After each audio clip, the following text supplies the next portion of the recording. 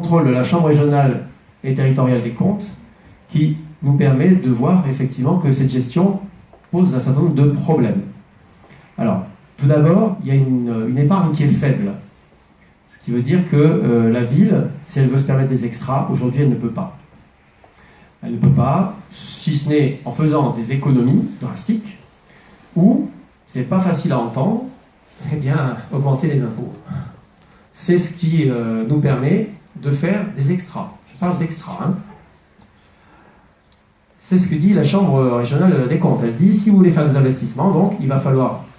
Aujourd'hui, ce que fait la mairie, c'est qu'elle prélève sur ses fonds de roulement, donc elle s'appauvrit, grosso modo, ça veut dire, hein, elle s'appauvrit, et elle emprunte. Gérer sainement les finances publiques. Alors, l'idée, c'est de dire, on ne va pas demander aux Laurentins d'aller dépenser des sommes folles, s'ils ont du mal déjà à finir leur fin de mois, ça me semble un peu déplacé. Hein, on va s'acheter, on va dire, un théâtre, une piscine, tout ça, alors qu'on a du mal déjà à aller jusqu'au bout de la fin du mois pour manger, ça semble pas forcément être du bon sens. Alors, l'idée, c'est de gérer l'argent de la commune comme si c'était le nôtre, c'est-à-dire dans le sens qu'on est responsable, mais ce n'est pas le nôtre, c'est le vôtre, l'argent. Voilà.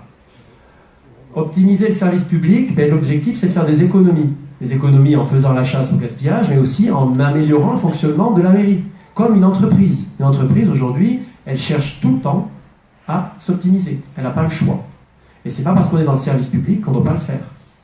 Voilà. En ce qui me concerne, je suis chef d'entreprise, je suis obligé tous les jours de me remettre en question pour être plus performant, pour satisfaire mes clients. Eh bien, une mairie, c'est pareil. Ses clients, c'est la population. En 2013, je crois.